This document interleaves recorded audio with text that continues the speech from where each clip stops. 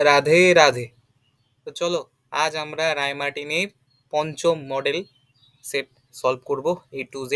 চলো শুরু করা যাক প্রথম প্রশ্ন থেকে। প্রথম প্রশ্ন হিসেবে তোমাদের সামনে কি রয়েছে দেখো।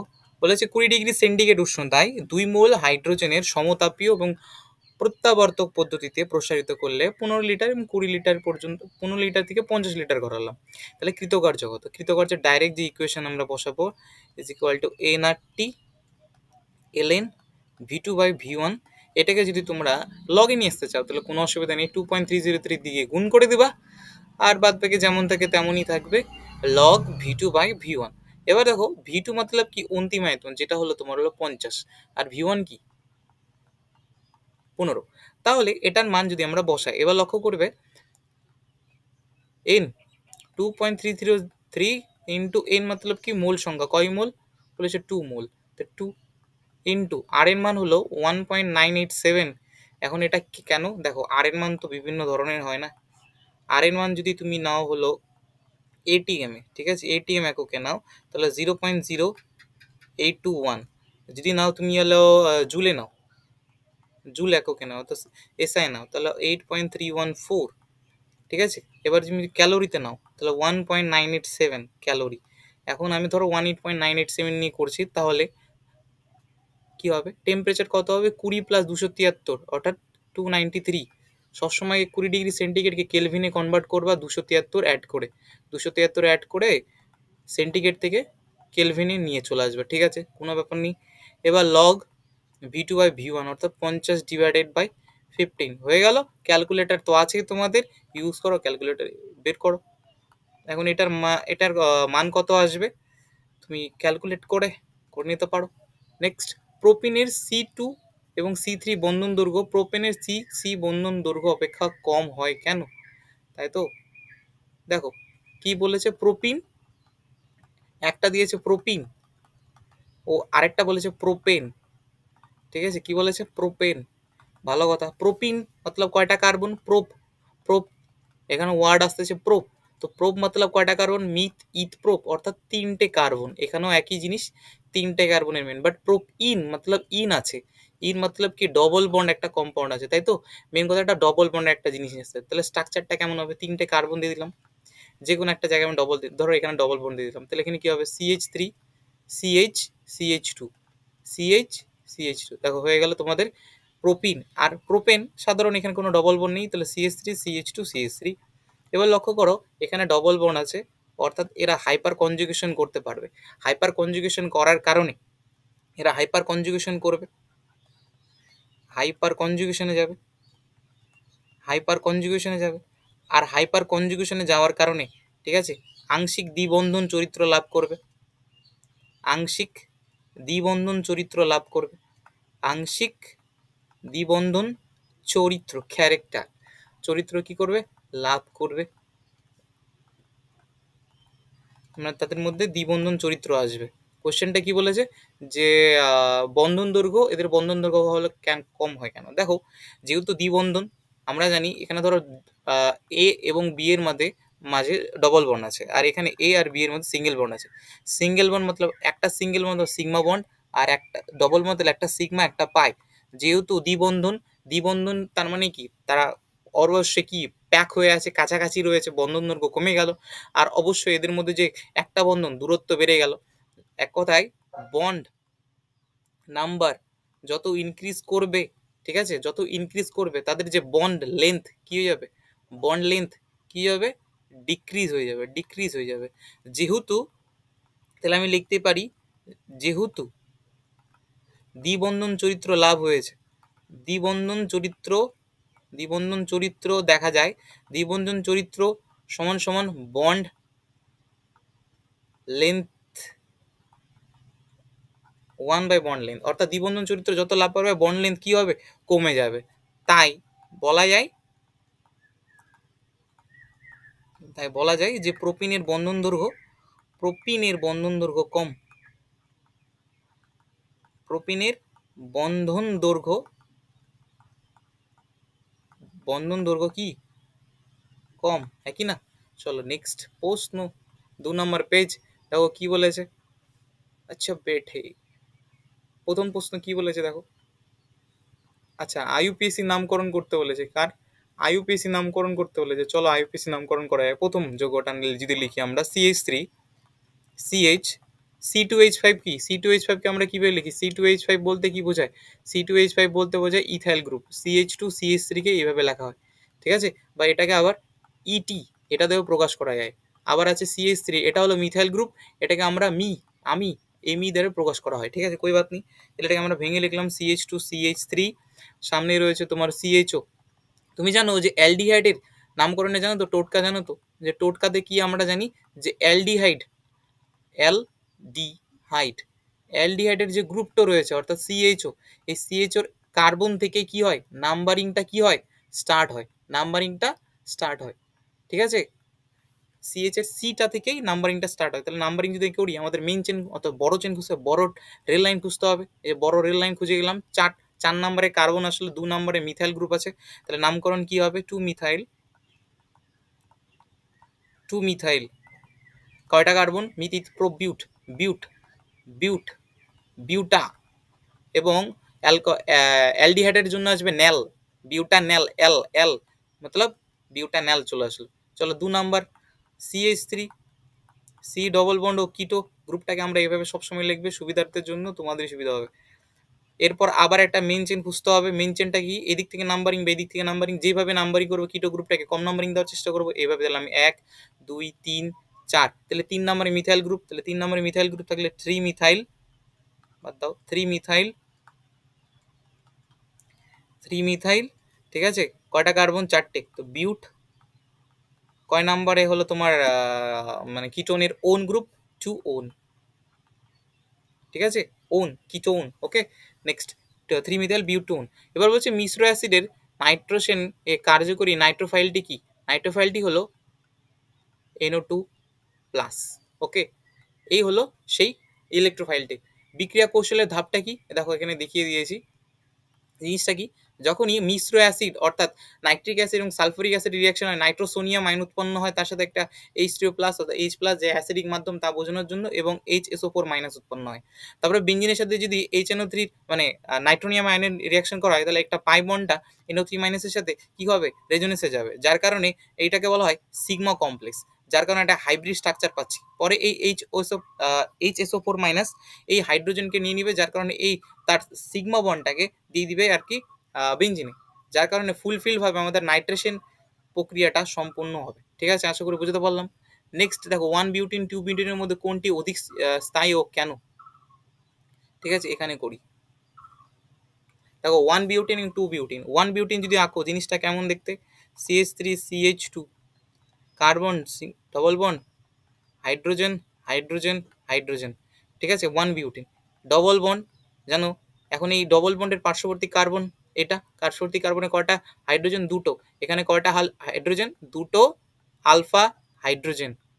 ও এবার যদি 2 বিউটিন আঁকি, 2 বিউটিন, এবার 2 বিউটিন তো আবার 2 বিউটিন দুই প্রকার, একটা সিস 2 বিউটিন, ট্রান্স 2 বিউটিন। আমি ধরো সিস 2 বিউটিন আঁকছি, একটা প্লেন কল্পনা করে দেখো CH3 একই পাশে আছে, তার জন্য সিস দেবো, উভয় পাশে বিপরীত পাশে করলে কি ট্রান্স হয়, কই বাত নেই, সিসটা নিয়েই চললাম, একই ব্যাপার।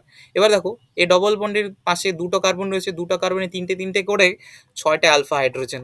এবার আমরা জানি আলফা হাইড্রোজেন, সে আলফা হাইড্রোজেনের সাথে স্থায়িত্ব, আলফা হাইড্রোজেনের সাথে স্থায়িত্ব সমানুপাতিক ধর্ম আমরা জানি, আমরা তো কিছুই জানি না বাট জানি, তাই না? আলফা হাইড্রোজেন যত ইনক্রিজ করবে স্থায়িত্ব ইনক্রিজ করবে। দেখো 1 বিউটেনের দুটো আলফা হাইড্রোজেন আর 2 বিউটেনের 6টা আলফা হাইড্রোজেন, তার সামনে তোমাদের উত্তর বলে দিলাম। তাহলে 2 বিউটেনে লিখতে হবে, 2 বিউটেনে যেহেতু 6টা আলফা হাইড্রোজেন, তারা হাইপার কনজুগেশন বেশি করবে। আলফা হাইড্রোজেন কাদের বেশি থাকে, যারা আলফা হাইড্রোজেন বেশি থাকে তারা কি করে, নো বন্ড রেজোনেন্স করে। নো বন্ড রেজোনেন্স মতলব বেকার নাতান ইফেক্ট, মতলব হাইপার কনজুগেশন, নো বন্ড রেজোনেন্সও বলা হয়,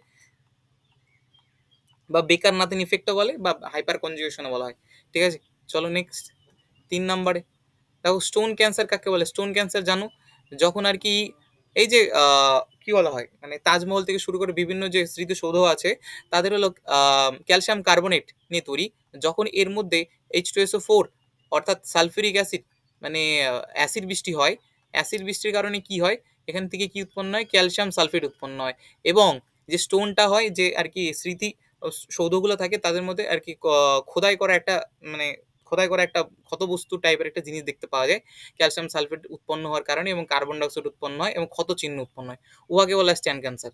এবার প্যান জিনিসটা কি, সূর্যালোকের উপর নাইট্রোজেন ডাইঅক্সাইড অক্সিজেন এবং হাইড্রোকার্বনগুলো কি করে পারক্সি অ্যাসাইল নাইট্রেট একটা যৌগ উৎপন্ন করে, পারক্সি মতলব পি, অ্যাসাইল মতলব এ এবং নাইট্রেটের জন্য অ্যান, প্যান উৎপন্ন করে।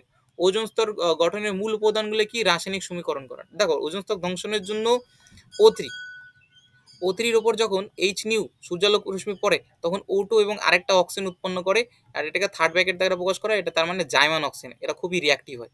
আর এই জাইমান অক্সিজেন যখন ঠিক আছে বিভিন্ন গ্রিন বিভিন্ন আর কি নাইট্রোজেন ডাইঅক্সাইড, তারপর ক্লোরিন এদের সাথে মিশ্রণ করে আর কি রিয়াকশন করে, তখন এরা ওজোন স্তরকে কি করে দেয়, নষ্ট করতে শুরু করে দেয়। ঠিক আছে, ওজোন স্তর নষ্ট করে বা ধ্বংস করতে শুরু করে দেয়। এটা তোমরা আর ভালো করে দেখে নিও পরে, বই থেকে লাস্ট ইয়েতে চ্যাপ্টারে আছে। কেপি এবং কেসির মধ্যে সম্পর্ক প্রতিষ্ঠা করো, কেপি এবং কেসির মধ্যে সম্পর্ক প্রতিষ্ঠা করো। ঠিক আছে, দেখো ধরিন একটা বিক্রিয়া নিয়ে নিলাম আমি এ, এ হলো মোল সংখ্যা কতটা পরিমাণে আমি এ নিয়েছি, আর বি হলো এই বি এর মোল সংখ্যা, সি হলো সি এর মোল সংখ্যা, ডি হলো ডি এর মোল সংখ্যা। এরা হলো থার্ড ব্র্যাকেট দ্বারা বোঝাচ্ছে হলো গারত্ব, গারত্বকে আবার অ্যাক্টিভিটিও বলা হয়, কনসেন্ট্রেশন। এবার পি হলো হলো আংশিক চাপ, ঠিক আছে, পার্শিয়াল প্রেশার। এবার আমরা জানি কেসি মানে কি, বিক্রিয়াজাত পদার্থের গারত্ব ডিভাইডার বিক্রিয় পদার্থের গারত্ব, ঠিক তেমনি কেপি মানে কি, বিক্রিয়াজাত পদার্থের আংশিক চাপ ডিভাইডার বিক্রিয় পদার্থের আংশিক চাপ। তারপর আমরা জানি যে পিভি ইজিক্যাল টু এনআরটি হয়, অর্থাৎ পি অর্থাৎ আংশিক চাপটাকে এন বাই ভি আকারে আরটি হিসেবে লেখা যায়, অর্থাৎ গারত্ব হিসেবে লেখা যায়। তাহলে আমরা লিখতে পারি পি অফ ইজিক্যাল টু এ এর গারত্ব RT, PB is equal to concentration of B and RT, PC is equal to concentration of C and RT, and PD is equal to concentration of D and RT. এবার আমরা যদি কেপির ইকুয়েশনে যদি include করে দিই, এটা জিনিসটা দেখতে হয় এরকম। এবার ডি আর ডিটাকে আলাদা করে আরটিকে আলাদা করে দিলাম, আর আরটির উপরে আমরা ডেল এন লিখে দিলাম। ডেল এন মতলব কি, বিক্রিয়জাত পদার্থের গারত্বের যে মূল সংখ্যা ডিভাইডেড বাই বিক্রিয় পদার্থের গারত্বের মূল সংখ্যার বিয়োগফল। ঠিক আছে, যেখান থেকে তারপর আমরা এই ইকুয়েশনটাকে আমরা কেসি হিসেবে লিখে দিব, আর RT is equal to del N প্রুফ, অর্থাৎ KP is equal to KC is equal to RT. তাছাড়া এরকম তোমাদের পরীক্ষা এটাও দিতে পারে যে মনে রাখবা যে ডেল এন এর মান যদি পজিটিভ হয় তাহলে তার মানে কি, ডেল এন এর মান পজিটিভ হলে কেপি গ্রেটার দেন কেসি হয়। ডেল এন এর মান যদি নেগেটিভ হয় তাহলে বুঝতে হবে কেপি লেস দেন কেসি, আর ডেল এন এর মান আর যদি জিরো হয় তাহলে কেপি সমান সমান কেসি। ঠিক আছে, ওকে ওকে। আচ্ছা তোমাদের জন্য একটা হোমওয়ার্ক, বলো তো এমন একটা বিক্রিয়া যেখানে কেপি সমান সমান কেসি সমান সমান কে কাই। ঠিক আছে, ওই এইচআই রিয়াকশনটা, এইচআই রিয়াকশন বলে দিলাম। তারপর ফর্মিক অ্যাসিড দিয়েছে, কি দিয়েছে, ফর্মিক অ্যাসিড, ফর্মিক অ্যাসিড দিয়েছে এবং ফর্মিক অ্যাসিডের বিয়োজন মাত্রা দিয়েছে, বিয়োজন মাত্রা এবং গারত্বের গারত্ব নির্ণয় করতে হবে। দেখো বিয়োজন মাত্রা alpha is equal to K a divided by concentration, দেখো এটাও দিয়েছে, কে এর মান দিয়েছে এবং সি মতলব কনসেন্ট্রেশন দিয়েছে, ক্যালকুলেট করে উত্তর বের করে দাও। H3O প্লাস মানে সি আলফা, সি তো তোমার জানো মানে কনসেন্ট্রেশন, গুণ দাও বের করে দাও। এরপর বলেছে একটি গ্যাসীয় রাসায়নিক বিক্রিয়া ডেল এন নেগেটিভ, দেখো বলতে বলতে দিয়ে দিল, চাপ হ্রাস করলাম কোন দিকে রিয়াকশন হবে। দেখো মনে রাখবা যখন ডেল এন এর মান নেগেটিভ হবে কি হয়, কেসি কেপি কে 3 মারে কেসি, অর্থাৎ হয়ে গেল ব্যাকওয়ার্ড রিয়াকশন। কি রিয়াকশন, ব্যাকওয়ার্ড রিয়াকশন হয়। কি রিয়াকশন হয়, ব্যাকওয়ার্ড রিয়াকশন হয়। বাট এরা যদি উল্টা হতো, ডেল এন ইজিক্যাল টু যদি পজিটিভ হতো তাহলে কি হতো, তাহলে কেপি গ্রেটার দেন কেসি, তখন তো ফরওয়ার্ড রিয়াকশন হতো, তখন কি হতো, ফরওয়ার্ড রিয়াকশন, ফরওয়ার্ড রিয়াকশন অর্থাৎ পশ্চাৎমুখী বিক্রিয়া সম্মুখমুখী বিক্রিয়া, এটার উত্তর এখানে। ঠিক আছে, নেক্সট বাফার দ্রবণ কাকে বলে, বাফার দ্রবণ কাকে বলে তোমরা জানো। ঠিক আছে, ধরো 1 লিটার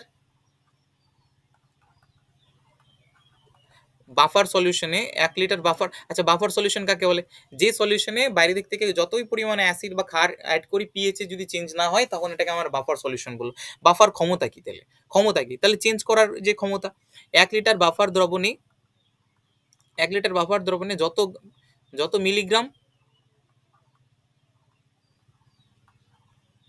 অ্যাসিড বা বেস যুক্ত করলে, অ্যাসিড বা বেস যুক্ত করলে ঠিক আছে দ্রবণের দ্রবণের পিএইচ চেঞ্জ হয়,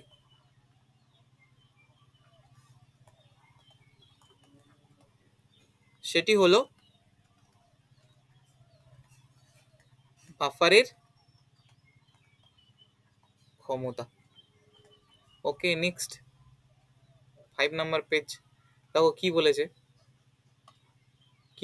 0.02 অ্যাসিডিক অ্যাসিডের দ্রবণ 2.3% আংশিক হয়েছে, পিএইচ মান নির্ণয় করা। আরে ভাই পিএইচ এর মান নির্ণয় করার কি, pH is equal to minus of log C alpha. কেন নিলাম, যেহেতু তোমার দিয়েছে সি দিয়েছে, আলফা দিয়েছে, আলফা মতলব আইন আইন মাত্রা, তো মাইনাস লগ অফ সি মতলব এখানে কনসেন্ট্রেশন 0.002, সি মতলব 2.3%টাকে 100কে ডিভাইড করলাম। এবার এটা তোমাদের জন্য, তোমারে হওয়ালে বতন সাথীও, ক্যালকুলেট করো, উত্তর বের করো। CF2 পিএইচ এর পরিবর্তন দ্রাব্যতার উপর কিভাবে, দেখো CF2 কে যদি আমরা ভাঙি আমরা পাবো হলো তোমার ক্যালসিয়াম 2+ এবং 2F-। F- হলো মৃদু অ্যাসিড, কোন মৃদু অ্যাসিড, এইচএফ এর অনুবন্ধী ক্ষারক। এবার এটা খুবই তীব্র হয়। এখন বাইরের দিক থেকে যদি আমরা CF2 তে অ্যাসিড ঢালি তাহলে কি হবে, এইচএফ এবং জল উৎপন্ন হতে শুরু হবে, যার কারণে CF2 এর মোলার দ্রাব্যতা আস্তে আস্তে বৃদ্ধি পাবে। ওকে, এটাই ছিল আশা করি, একই না?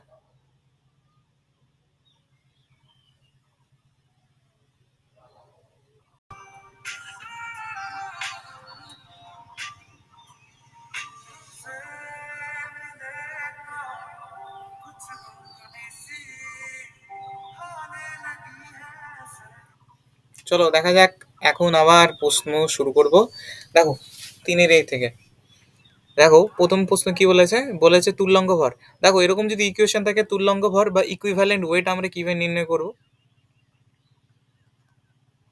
তখন আমরা ইকুইভ্যালেন্ট ওয়েট, ঠিক আছে, ওয়েটটা নির্ণয় করার পদ্ধতি সহজ পদ্ধতি ভাই।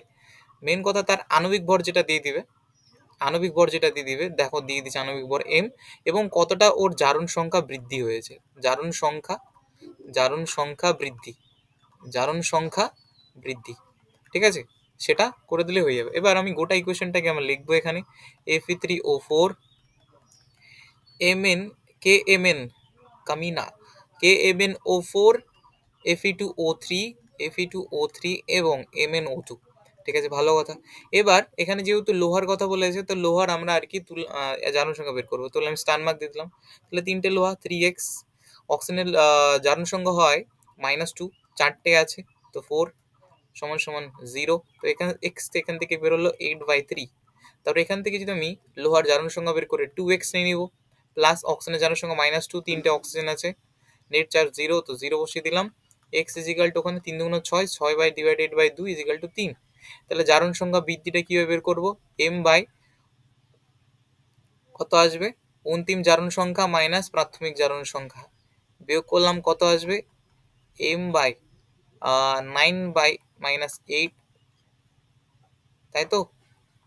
তাহলে কত আসলো বলো, দেখো জারণ সংখ্যা বৃদ্ধি কত আসলো, m বাই 9 - 8 ইজিক্যাল টু 1/3, তাহলে 3m, তাই তো, 3m হয়ে গেল,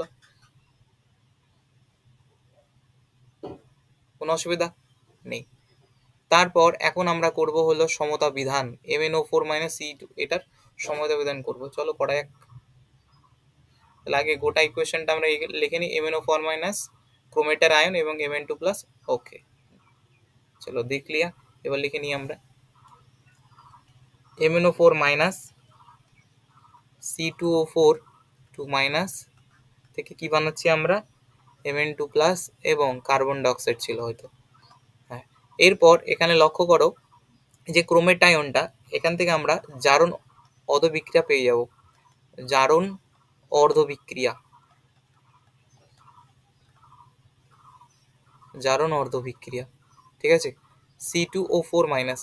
এবার কিভাবে হলো, তোমরা যদি আগের ভিডিওগুলো দেখো তাহলে বুঝতে পারবে যে এখানে জারণ সংখ্যার আর কি বৃদ্ধি হয়েছে, তার জন্য কার্বন ডাইঅক্সাইড। এবার লক্ষ্য করেন কার্বন কয়টা আছে, দুটো, তাহলে আমি 2 দিয়ে গুণ করে দিলাম। এখানে অক্সিজেন, এখানে 2- আছে, এখানে নেগেটিভ সংখ্যা বেশি, তাহলে নেগেটিভ নেগেটিভ সমান করার জন্য এদিকে 2টা ইলেকট্রন নিলাম, তাহলে 2 ইলেকট্রন, নেগেটিভ চার্জ সমান হয়ে গেল। এরপর আমরা করবো বিজারণ, বিজারণ অধবিক্রিয়া। তো বিজারণ অধবিক্রিয়া রয়েছে আমাদের hero manganate, MnO4-, MnO4-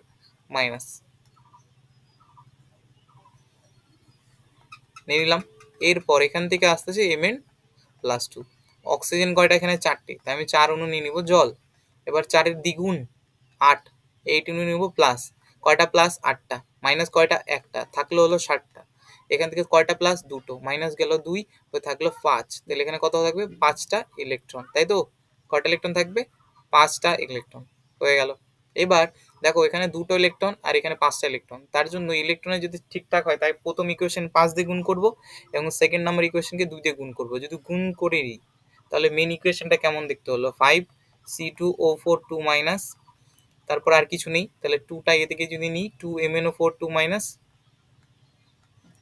plus 16H plus 5En 10E তো হয়ে গেল না, পরে 10E 10 এখানেও 10E হলো, ওই ইলেকট্রন কেটে গেল ধরো, তাহলে 5 দিয়ে 2কে গুণ করে হলো 10 কার্বন ডাইঅক্সাইড, আর এখানে থাকলে হলো 2Mn2 প্লাস আর 8 মলিকিউল ওয়াটার। খতম, শেষ। চলো 6 নাম্বার সলিউশনে যাওয়া যাক। ও 6 নাম্বার সলিউশনে কি বলেছে, Na2H2O3 এর সালফারের জারণ সংখ্যা। এখানে সালফারের অবশ্য দুটো জারণ সংখ্যা হয়। দেখো Na2H2O3 এর আগে আমাদেরকে কি জানতে লাগবে, স্ট্রাকচার। তো স্ট্রাকচারটা আমরা আগে জেনে নেব খুব সুন্দরভাবে। সালফার দুটো আছে, চোখ বন্ধ করে অসমযোজী বন্ধন দিয়ে দাও। একটা হাতে ONA, ও না, আরেকটা ONA এবং ডবল বন্ডে অক্সিজেন দিয়ে দাও। এবার এই কত চার্জ দেয়, A-1, A-1, A-2 দেয় এবং A-2 দেয়। তাহলে এখানে গোটাটা চার্জ যদি রিকভার করা যায় তাহলে +6 হয়, ঠিক আছে। তার মানে Na2 তে দুটা জারণ সংখ্যা হয়, একটা SS যে কোভ্যালেন্ট, ঠিক আছে, কোঅর্ডিনেট বন্ধন আছে, অসমযোজী বন্ধন, সমযোজী বন্ধন, ওই সমযোজী বন্ধনে আবদ্ধ একটা সালফারের জারণ সংখ্যা, অক্সিডেশন নাম্বার হলো তোমার, একটা হলো +2, আর একটা হলো তোমার কি এদিক থেকে, আরেকটা হলো জারণ সংখ্যা কত আসলো 6। এবার দেখো আরেকটা কি বলেছে, H2S কেবলমাত্র বিজারক দ্রব্য হিসেবে কাজ করে, তাই দেখা যাক। দেখো কি বলেছে, H2S কেবলমাত্র বিজারক দ্রব্য হিসেবে কাজ করে। H2S এর যদি সালফারের জারণ সংখ্যা বের করা হয়, তো সালফারের জন্য X এবং H2 +1 × 2 = 0। তো X এর হলো -2, তো -2 হলো সালফারের সর্বনিম্ন জারণ সংখ্যা, সর্বনিম্ন জারণ সংখ্যা, সর্বনিম্ন জারণ সংখ্যা, সর্বনিম্ন জারণ সংখ্যা। আর আমরা জানি, আমরা কি জানি, কিছুই জানি না, বাট জানি অক্সিডেশন নাম্বার যদি ইনক্রিজ হয় তখন এটাকে কি বলা হয়, জারণ, ঠিক আছে। আর অক্সিডেশন নাম্বার যদি ডিক্রিজ হয় তখন এটাকে কি বলা হয়, বিজারণ। এবার দেখো যেহেতু সালফারের সর্বনিম্ন জারণ সংখ্যা হলো -2, তার মানে সালফার আর এর নিচে জারণ সংখ্যা ডিক্রিজ করতে পারবে না। যেহেতু ডিক্রিজ করতে পারবে না, সুতরাং সালফার তার অক্সিডেশন নাম্বার কি করতে পারবে না, ডিক্রিজ, অর্থাৎ হ্রাস করতে পারবে না, হ্রাস করতে পারবে না। আর আমরা জানি যারা জারণে অংশগ্রহণ করে তাদেরকে কি বলা হয়, বিজারক দ্রব্য, ঠিক আছে। আর যারা বিজারণে অংশগ্রহণ করে তাদেরকে কি বলা হয়, জারক দ্রব্য। যেহেতু অক্সিডেশন নাম্বার এখানে ডিক্রিজ করতে পারবে না, তার মানে কি, তবে সালফার কি করতে পারবে, তবে সালফার অক্সিডেশন নাম্বার কি করতে পারবে, ইনক্রিজ করতে পারবে। আর ইনক্রিজ যারা করে তাদেরকে কি বলা হয়, বিজারক দ্রব্য, ইনক্রিজ করতে পারবে, ইনক্রিজ করতে পারবে। তো সুতরাং বিজারক দ্রব্য হিসেবে কাজ করবে, বিজারক দ্রব্য হিসেবেই কাজ করবে। ওকে, নেক্সট দেখো পরের প্রশ্ন কি বলেছে, এই পেজে চলে আসি আমরা। দেখে বলেছে C7H8O জলীয় দ্রবণে সোডিয়াম বাইকার্বনের সাথে অদ্রাব্য, সেটা একমাত্র বেনজিনের সাথে যুক্ত রয়েছে হলো তোমার কি হতে পারে এটা, হ্যাঁ বেনজাইল অ্যালকোহল। কি হতে পারে, বেনজাইল অ্যালকোহল, নাম কি তার, বেনজাইল অ্যালকোহল, বেনজাইল অ্যালকোহল। ওকে, আর এই বেনজাইল অ্যালকোহল যখন ব্রোমিন ওয়াটারের সাথে রিয়াকশন করে Br2 in H2O, তখন এমন একটা প্রোডাক্ট বানাই, তোমাদের সামনে করে দিচ্ছি, CH2OH। এখানে মেন চেনের সাথে এন্টার করবে না, এখানে 2 নাম্বার কার্বনে এবং 4 নাম্বার কার্বনে ব্রোমিন অ্যাড হবে। যদি এই যৌগটা যদি সোডিয়াম মানে সোডিয়াম হাইড্রোক্সাইড দ্রবণে দ্রাব্য না হয় তাহলে জিনিসটা কেমন হবে, তাহলে সেক্ষেত্রে এটা অ্যানিসোল হতে পারে। কি হতে পারে, অ্যানিসোল, OCH3, এর নাম কি, অ্যানিসোল। ওকে, নেক্সট 7 নাম্বার দেখো, অ্যাসিডিলিন থেকে বিউটুইন বলেছে। এবার অ্যাসিডিলিনের সংকেত কি, অ্যাসিটিলের সংকেত হলো বা ইথাইনও বলা হয়। এখন এর উপর দিয়ে দেবো আমরা বার্চের অনুঘটক, কি বার্চ, বার্চের অনুঘটক, অনুঘটক অনুঘটক সোডিয়াম উইথ লিকুইড অ্যামোনিয়া, যার কারণে দেখতে কেমন হবে এখানে Na C triple bond C Na, ঠিক আছে, পজিটিভ নেগেটিভ। ওকে, এর উপর যদি এখন আমি দিয়ে দিই হলো মিথাইল আয়োডাইড, তা আবার 2 মোল, তাহলে কি 2 মোল যদি দেওয়া হয় তাহলে কি উৎপন্ন, রিপ্লেস করে দেবে সোডিয়ামকে, উৎপন্ন করবে হলো বিউট 2 ইন। এরপর এর মধ্যে যদি আমরা লিন্ডলার লিন্ডলার ক্যাটালিস্ট ক্যাটালিস্ট লিন্ডলার ক্যাটালিস্ট মতলব PdBSO4, এরা কি করে হাইড্রোজেন অ্যাড করে, যার কারণে কি হয় অর্থাৎ বিজারণ করে, তাই তো, অর্থাৎ CH3 এদিকে হাইড্রোজেন ডবল বন্ড CH3 হয়ে গেল তোমার বিউট 2 ইন, ঠিক আছে, বিউট 2 ইন বিউটাইন।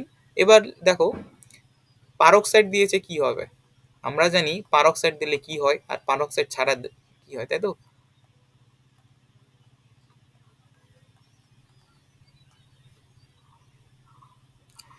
আমরা জানি পারক্সাইড দিলে কি হয়, বলো পারক্সাইড দিলে কি হয়, কোন নীতি, মার্কোনিকফ নীতি না অ্যান্টি মার্কোনিকফ নীতি? পারক্সাইড দিলে দেখো ডবল বন্ডের এই কার্বনটাকে একটু লক্ষ্য করো, এই ডবল বন্ডের এই কার্বনকে লক্ষ্য করো, এই কার্বনের হাইড্রোজেন সংখ্যা কম আর এই কার্বনের হাইড্রোজেন সংখ্যা কি আছে, বেশি আছে। কোন কার্বনের হাইড্রোজেন সংখ্যা কম, কোন কার্বনের হাইড্রোজেন সংখ্যা বেশি আছে, এই কার্বনের হাইড্রোজেন সংখ্যা বেশি আছে। আর আমরা জানি যদি পারক্সাইড না দিতাম, যে কার্বনের হাইড্রোজেন সংখ্যা বেশি সেই কার্বনে H+টা এন্টার করতো, অর্থাৎ পজিটিভ আয়নটা এন্টার করতো, বড়লোক হতো। আর CH এখানে হাইড্রোজেন সংখ্যা কম, মতলব গরিব আছে, আর গরিব হতো। বাট পারক্সাইড আর কি আমাদের কি করলো, জিনিসটা উল্টে দিল, যে গরিব ছিল তার কাছে চলে গেল আর কি পজিটিভ পার্টটা, আর যে মানে ধনী ছিল তার কাছে চলে গেল ক্লোরিনের পার্টটা। ঠিক তেমনি পরের পার্টটা এরকম হবে, CH3 এখানে কি হবে, ডবল বন্ডে এই কার্বন হাইড্রোজেন সংখ্যা বেশি, তো হাইড্রোজেন ঢোকার কথা, বাট পারক্সাইডের জায়গায় কি, পারক্সাইডের জন্য এখানে কি ঢুকবে, CH2 কি ঢুকবে বলো, CH2Br কি ঢুকবে, CH2Br, আর এখানে ঢুকবে হাইড্রোজেন। পারক্সাইড এটা অ্যান্টি মার্কোনিকফ নীতি, এটা কি anti Markovnikov rule, Markovnikov rule, anti Markovnikov rule. Okay, চলো নেক্সট কি বলেছে, মিথেন থেকে ইথেন বানাতে বলেছে, বানাবো মিথেন থেকে ইথেন বানাতে বলেছে। মিথেন কত কেমন দেখতে, এই যে মিথেন, এর মধ্যে দিলাম ক্লোরিন ইন সূর্যালোক, মানে সানলাইটে যদি দিই সূর্যালোক সানলাইট, এবার সানলাইটে দিলে কি হবে, ক্লোরিনেশন করবে একটা সেল। এবার আমার যতটা দরকার ছিল ততটা আমি করে নিলাম, তাই তো। এরপর আমরা কি নিতে পারি, এরপর আমরা যদি নিয়ে নিই হলো সোডিয়াম, কত ইউনিট নিয়ে নিই, 2 ইউনিট নিয়ে নিই, ইন ড্রাই ইথারকে ইউজ করে হয়। তো ড্রাই ইথারকে ইউজ করলে কি হবে, মেকানিজমটা এখানে দেখিয়ে দিচ্ছি। তো CH3Cl 2 Na, তারপরে আবার CH3, তো এখান থেকে কি হবে, 2 NaCl বেরিয়ে যাবে, যার কারণে উৎপন্ন হবে CH3.CH3 ইথেন, ঠিক আছে। ক্লিমেনশন বিজারণ, দেখো ক্লিমেনশন বিজারণ তো খুব ইম্পর্টেন্ট ভাই।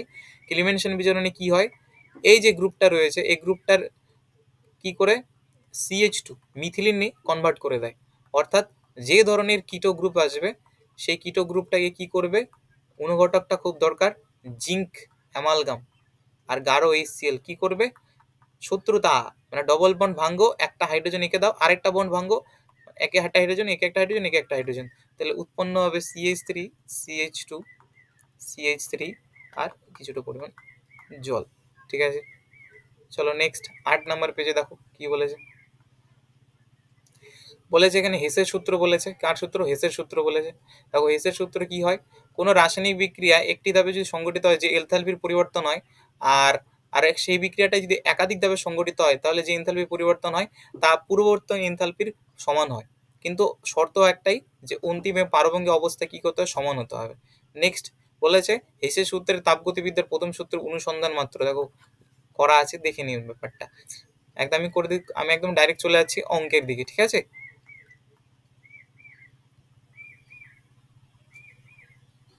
দেখো অঙ্কে কি বলেছে, অঙ্কে বলা রয়েছে যে মিথেনের দহনে কি পরিমাণ তাপ উৎপন্ন হয় সেটা আর কি, ঠিক আছে। মিথেনের দহনে কি পরিমাণ তাপ উৎপন্ন হতে পারে সেটা আমাদেরকে আর কি নির্ণয় করতে বলেছে। তো তার আগে আমরা দহন প্রক্রিয়াটাকে লিখিনি। দহন প্রক্রিয়া আগে লিখে নিই, দহন বিক্রিয়া আমরা লিখে নিলাম। কার দহন হচ্ছে? মিথেনের। CH4 এর মিথেনের দহন হচ্ছে, মানে অক্সিজেনের তৎপরতায় মিথেনকে আমরা পোড়াচ্ছি, তাহলে কি উৎপন্ন হতে পারে? কার্বন ডাইঅক্সাইড আর জল উৎপন্ন হতে পারে। সমতাবিধান করলে এখানে 2 অণু কার্বন অক্সিজেন বসাবো। তারপর এবার দেখো মিথেনের এবং এদের প্রমাণ গঠন তাপ দিয়েছে, তো মিথেনের গঠন তাপ কি? মিথেন কখন গঠন হয়? মিথেন গঠন হয় কার্বন এবং হাইড্রোজেনের তৎপরতায় মিথেন গঠন হয়। CH4, তার জন্য এখানে 2 দিয়ে দেবো। এর গঠন তাপ কি? ΔH হলো 76.2 মাইনাস, ঠিক আছে, কিলো জুল পার মোল। কোনো অসুবিধা নেই। এবার জিনিসটাকে, এই প্রথম ইকুয়েশনটাকে মেইন ইকুয়েশনের সাথে আমাদেরকে মিলাতে হবে। দেখো প্রথম ইকুয়েশনে কার্বন কার্বন ঠিকঠাক আছে, বাট CH4 বাম দিকে আছে, এখানে CH4 কি আছে? ডান দিকে আছে। তাহলে এটাকে কি লিখতে হবে? ঘুরিয়ে লিখতে হবে। তো CH4 এভাবে লিখে দিব। এখান থেকে আমরা নিব কার্বন, 2 অণু হাইড্রোজেন, তাহলে ΔH কি হবে? নেগেটিভ থেকে হয়ে যাবে পজিটিভ, 76.2 কিলো জুল পার মোল। অসুবিধা নেই, কোনো অসুবিধা নেই, ঠিক আছে। এটা কার্বন, এটা 1 নম্বর ইকুয়েশন ছিল। এবার 2 নম্বর ইকুয়েশনে কি করতে বলেছে? কার্বন ডাইঅক্সাইড বানাতে বলেছে। কার্বন ডাইঅক্সাইড কি বলে? Carbon plus oxygen is equal two carbon dioxide. এবার এর ΔH এর মান দেখো দিয়েছে -394 কত 8 কিলো জুল পার মোল। এবার লক্ষ্য করো এটা এই ইকুয়েশনটা মেইন ইকুয়েশনের সাথে মেলাও। তখন অক্সিজেনের সামনে কিছু নেই, বাট এখানে অক্সিজেনের সামনে 2 আছে, তাহলে মেইন এই ইকুয়েশনকে কত দিয়ে গুণ করতে হবে? 2 তো 2 দিয়ে গুণ করার ফলে কি হচ্ছে? ΔH এর মানটাকে কত দিয়ে গুণ করতে হবে? 2 দিয়ে গুণ করতে হবে, হয়ে গেল। এবার 3 নম্বর ইকুয়েশনটা দেখো। 3 নম্বর ইকুয়েশন কি বানাতে বলছে? জল। তো জলটা আমরা কি করব? Hydrogen plus oxygen is equal two H2O, একই না? হাফ অফ H2O, একই না? দেখো এটাই তো উৎপন্ন হচ্ছে, H2O উৎপন্ন হচ্ছে, মানে মিলিয়ে দেখালাম এক কথায়। না, এটা জিনিসটা এমন হতে পারে, 2 অণু গুণ করলাম, তাহলে এখানে আমাকে 2 অণু দিয়ে হাইড্রোজেন গুণ করতে হবে। এবার দেখো এখানে অক্সিজেন কটা আছে? একটা। এখানে অক্সিজেন কটা আছে? এখানে অক্সিজেন কটা আছে? 2টো, একই না? তো তার জন্য কি করতে হবে? এটা না করে আমরা এইভাবে করলে জিনিসটা একটু মিলবে। দেখো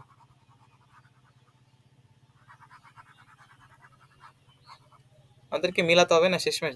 দেখো এটাকে আমরা নিতে পারি hydrogen plus half of water, আর এদিকে চলে আসলো আমাদের H2O। এখানে ΔH এর মান কোনো পরিবর্তন হবে না, যেমন ছিল তেমনটাই থাকবে, তাই না? না গো না, আগেরটা করলেও হতো। হ্যাঁ, এখন ব্যাপারটা বুঝতে পারলাম। আগেরটা করলেও হতো, এখনটা করলেও হবে। এখানে যেহেতু 2 আছে, তাহলে 2 দিয়ে গুণ করতে হবে ইকুয়েশনটাকে। হ্যাঁ, তাহলে 2 দিয়ে যদি গুণ করা হয়, তাহলে 2 দিয়ে গুণ করলে 2 2 কেটে গেল। এবার 2H2 আসলো। ΔH এর মান তোমার ছিল 1.6 কিলো জুল পার মোল, ঠিক আছে, মাইনাস, কিন্তু এখানে এটাকে কি দিয়ে গুণ করতে হবে? 2 দিয়ে গুণ করতে হবে। তাহলে মেন ΔH ফরমেশন আমাদের কত আসলো বলো? Main ΔH summation of ΔH কত আসলো? সবগুলোর যদি আমরা সামেশন করে দিই তাহলে কি হবে? সবগুলো যদি সামেশন করে দিই তাহলে কি হবে?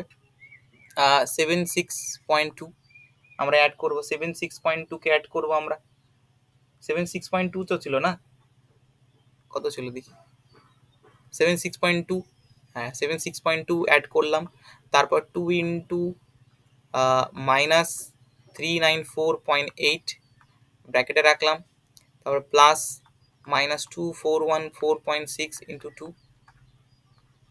হবে। এরপর ΔH এর মান কত আসবে এটা ক্যালকুলেট করবা। ক্যালকুলেট করি, একটু দাঁড়াও ক্যালকুলেট করে নিই আমরা। 76.2 plus bracket 2 into -394.8 bracket plus গেট মাইনাস 241.26 ইন্টু 2, এটা আসতেছে আমাদের কত? -1196.6 কিলো জুল পার মোল, ঠিক আছে। এবার এখনো হয়নি, যেহেতু যেহেতু বলেছে তোমার 1 মিটার কিউব, এক এটিএম এ বা 25 ডিগ্রি সেন্টিগ্রেড উষ্ণতায়, সেক্ষেত্রে আমাদের PV=nRT সমীকরণটাকে ইউজ করতে হবে, দেখবা। হ্যাঁ, এবার আমাদের PV=nRT সমীকরণটাকে ইউজ করতে হবে। PV = nRT হয়ে গেল। এবার আমরা জানি এন ইজ ইকুয়াল টু কি হতে পারে, পিভি বাই আরটি। এবার প্রেশারটা কত, 1 এটিএম, আয়তনটা কত, 10⁻³ আর এর মান যেহেতু কিলো জুলে নিয়েছি তো আমরা এটিএম এ নিয়েছি 0.082, যেহেতু এটিএম এ থাকলে আর এর মান এত হয়, একটু আগে করালাম, এবং টেম্পারেচারটা হলো 298, তো এটা আসলো 4087 মোল। ঠিক আছে, এরপর আমাদের কিছুই না, সম্পূর্ণ দহন বলেছে, সম্পূর্ণ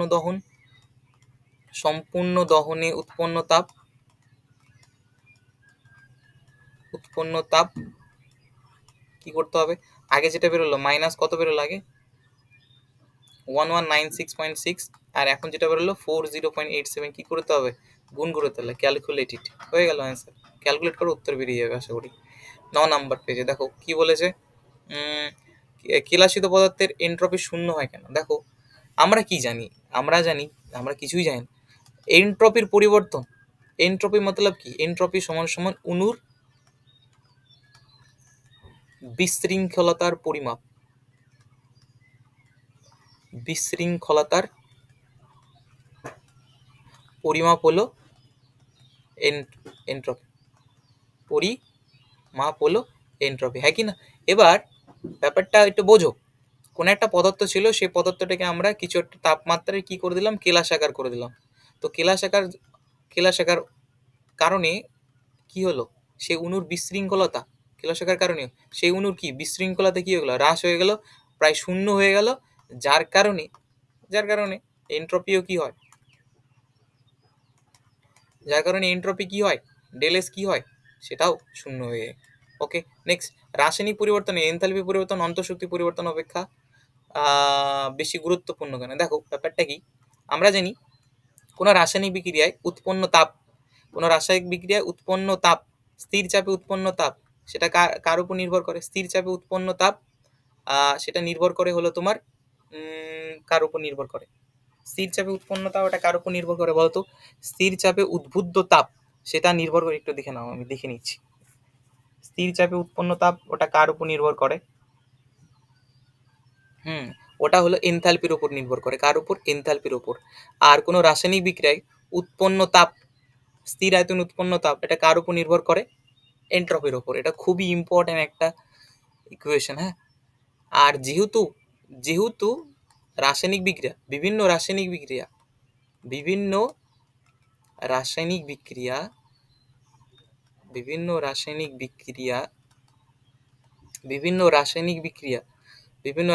কিসে হয়, বিভিন্ন রাসায়নিক বিক্রিয়া, দেখো উত্তরটা কি চেয়েছে, অন্তঃশক্তির পরিবর্তন অপেক্ষা, হ্যাঁ এনথালপি, যেহেতু বিভিন্ন রাসায়নিক বিক্রিয়া স্থির চাপে সংগঠিত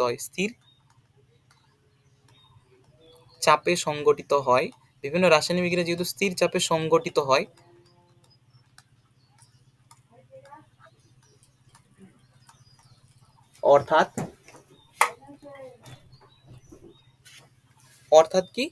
অর্থাৎ কিউপি সমান সমান ডেল এইচ ব্যাপারটা আসে, তার জন্য ডেল এইচ বেশি গুরুত্বপূর্ণ ডেল ইউ এর থেকে। ওকে, ঠিক আছে, চলো নেক্সট কি বলেছে, স্থির চাপে উষ্ণতায় ডেল এইচ বের করতে হবে। আরে ভাই ডেল এইচ, এই অঙ্কগুলো যাই এসে না পুরো হারে এসেছে তোমাদের এবারের ইয়েতে। Del H is equal to del H minus T del S.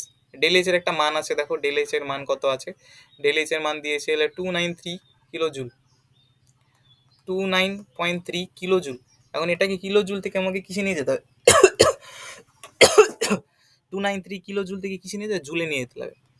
কী দিয়ে গুণ করবো, 10⁻³ দিয়ে গুণ করে দেবো, অর্থাৎ পয়েন্ট উঠাবো, শূন্য বসাবো, মাইনাস টেম্পারেচার আছে দেখো 298 টেম্পারেচার, সম্ভবত এটাই থাকে বেশিরভাগ,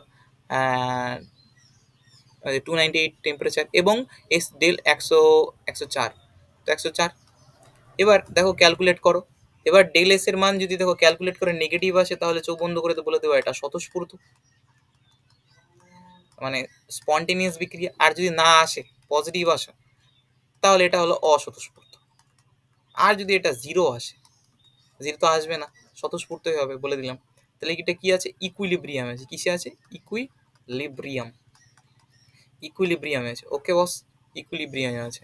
চলো নেক্সট পার্টটাতে যাই, 10 নাম্বার। দেখো 10 কি বলেছে, SN2 সক্রিয়তা। আমরা জানি SN2 সক্রিয়তা কি হয়, তার নির্ভর করে লিভিং গ্রুপের উপর, fluorine chlorine, fluorine chlorine, bromine, iodine, but iodine 3 মারবে, যে সেক্ষেত্রে CH3I, তারপর CH3Br অ্যান্ড দেন CH3Cl।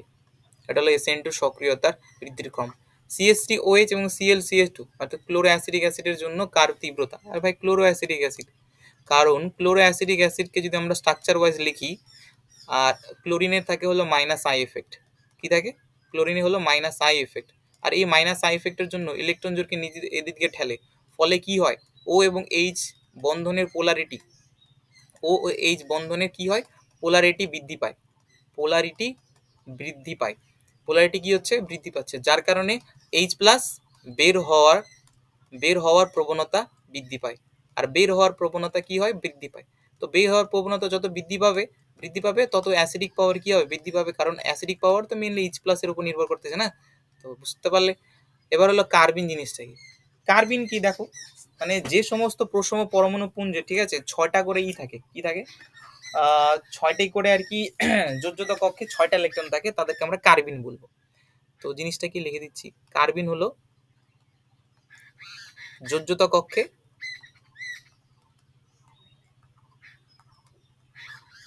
6টি ইলেকট্রন থাকে, কাদের? প্রশম পরমাণু পুঞ্জদের, প্রশম পরমাণু পুঞ্জদের। উদাহরণ হলো মিথিলিন, এর নাম কি? মিথিলিন, নাম কি হার? মিথিলিন। দেখো এটা দু প্রকার হয়, এক কথায় কার্বিন, ঠিক আছে, একটা হলো সিংলেট আর একটা হলো তোমার ট্রিপলেট। সিংলেট অ্যান্ড ট্রিপলেট, ঠিক আছে। যদি স্ট্রাকচার ওয়াইজ দেখতে চাও তাহলে সেটা আমি করে দিচ্ছি, কোনো অসুবিধা নেই। এবার যে সিংলেটটা যদি লক্ষ্য করো, তাহলে এদিকে একটা হাইড্রোজেন আর এদিকে একটা হাইড্রোজেন, তো এখানে হাইব্রিডাইজেশনটা হবে sp2 সিংলেটের। আর যদি আমি ট্রিপলেটের জন্য করি, ট্রিপলেটটার জন্য কি হবে? কিছুই না, সেম স্ট্রাকচার, বাট একটা খালি চেঞ্জ আছে।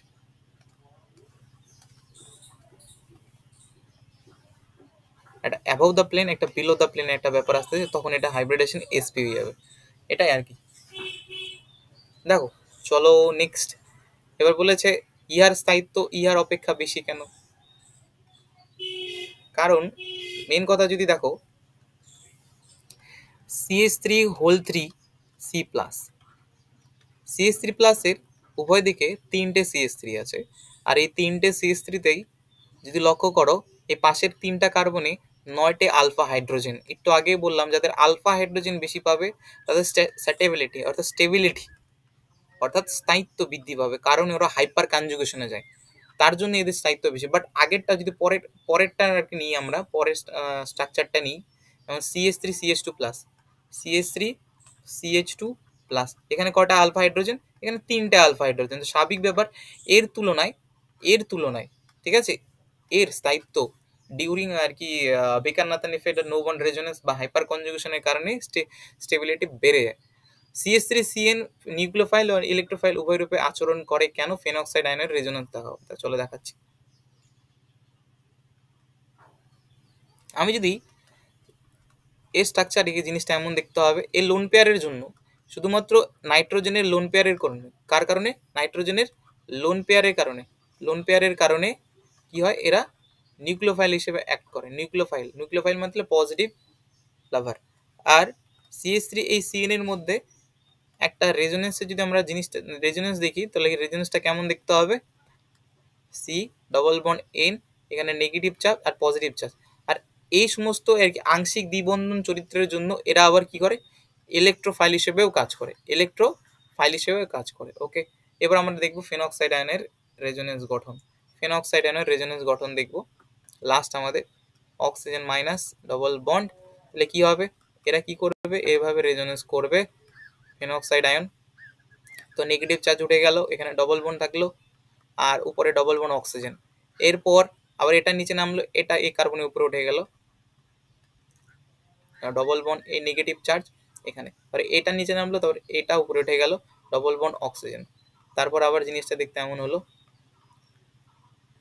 আর এই negative charge double bond oxygen, তার এই নামলো, এই উপরের দিকে উঠে গেল, তো হয়ে গেল আগের মতো আবার অবস্থা, বাট জাস্ট পাই বন্ডের জাস্ট মুভমেন্ট চেঞ্জ হলো, ওটাই তোকে রেজোনেন্স বলা হয় অক্সিজেন মাইনাস।